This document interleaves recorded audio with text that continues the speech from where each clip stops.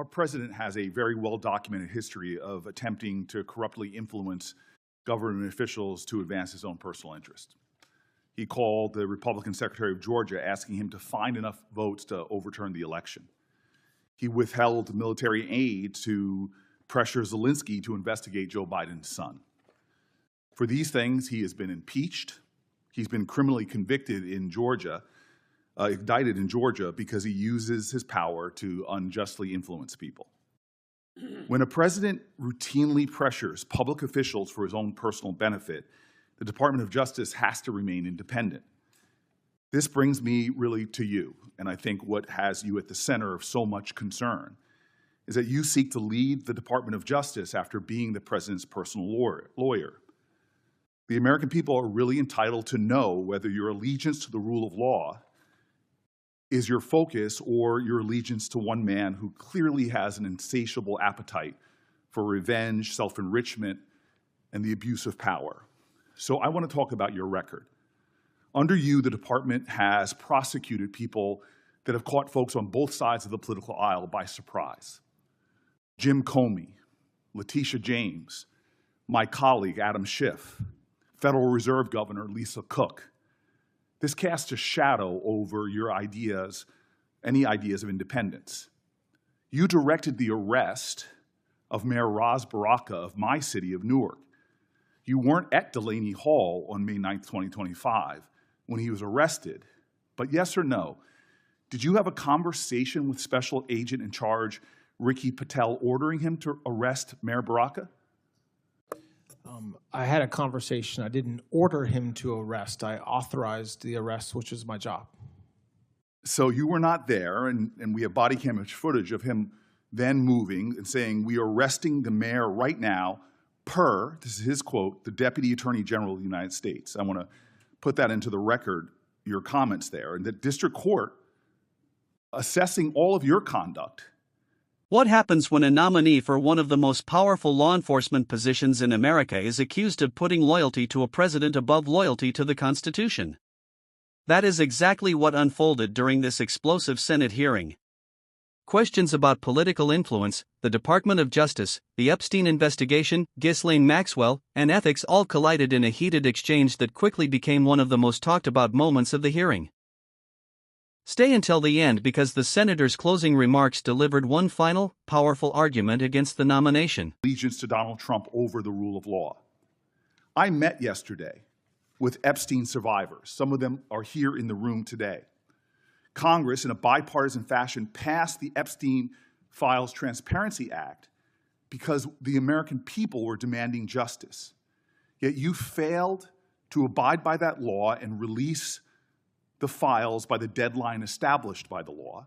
And when the files were finally released, you failed to protect the survivors that that law was intended to protect. Survivors' personal information, including names, phone numbers, home addresses, and images were released. Powerful people were redacted. Survivors were subjected to re-traumatization. More than 1,200 victims, yet only 2 people have ever been prosecuted, Jeffrey Epstein and Ghislaine Maxwell. Now, I was stunned earlier by your conversation with one of my colleagues that you wouldn't even commit to meeting with the survivors, but you did meet with Ghislaine Maxwell. Your claim that you can't meet with these victims because they're represented by counsel is utter nonsense. Counsel can be present or a client can waive their right to have counsel, but you're a lawyer. You know this. That was not truthful, what you said to my colleague. You said that they should meet with the FBI.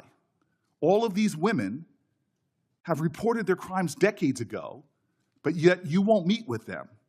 What you will do is meet with Ghislaine Maxwell. Over a year ago, you sat with her, and you publicly said you were seeking the truth. So let's talk about what that 2-day meeting produced. Did your interview with Ms. Maxwell lead to a single additional person being charged, yes or no? No. Did it lead to a single new investigation, yes or no? I can't talk about whether there's any investigation. I'm not asking you about an ongoing or closed investigation. I'm just asking you I about can't this answer your unusual. question, yes or no. Did you or anyone else from the DOJ or associated with the president discuss a presidential pardon with Ghislaine Maxwell or her attorneys? No. Did you discuss clemency, yes or no? No. Did you discuss She was convicted. What do you mean, Clemens? Did you discuss her transfer to another institution, yes or no? No. Well, just 1 week after your meeting, Ms. Maxwell was transferred from a low-security federal institution to a minimum security prison camp. Were you involved with that transfer? When, as I've talked about before, in the time leading up to me going down to meet with her, we learned that she was receiving threats. It turned out when we I'm were going to there, interrupt it turned you out- for a matter of time because, Okay, well, it's not a question I can answer, apparently, in the sir, time you're giving me. I'm going to tell you this because I deal with issues of criminal justice. When people are under threats in a Bureau of Prison facility, they're put into solitary confinement or protective. They're not moved to a camp. That's not always true. It is, You're well, just what wrong. is true is someone that is accused of child sex trafficking under the Bureau of Prison's own policies is not put in a facility like this that seems clearly like a reward. The Department of Justice is also responsible that powerful corporations play by the same rules. Let's take a proposed merger between Paramount, Warner Brothers, and Discovery. This is no ordinary transaction. It was a proposed $111 billion merger involving two of the last remaining legacy Hollywood studios. As Deputy Attorney General and later Acting Attorney General, you exercise oversight of the Antitrust Division. You approved the decision to close the department's investigation into that merger, yes or no?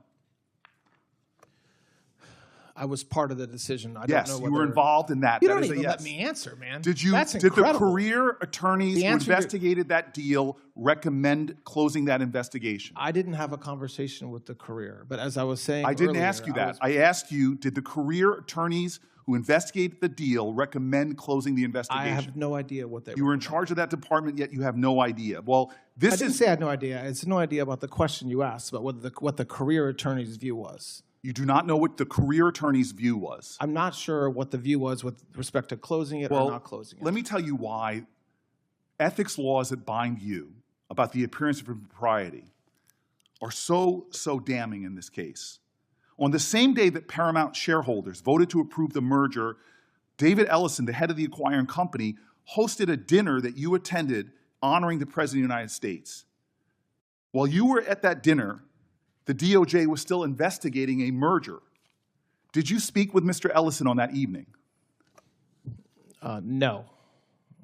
Did you discuss with anyone involved in that organization that evening the department's ongoing investigations? No. Well, 6 weeks later, after that dinner, that investigation was closed, that you're stating you have no idea if the attorneys in charge even finished their investigation.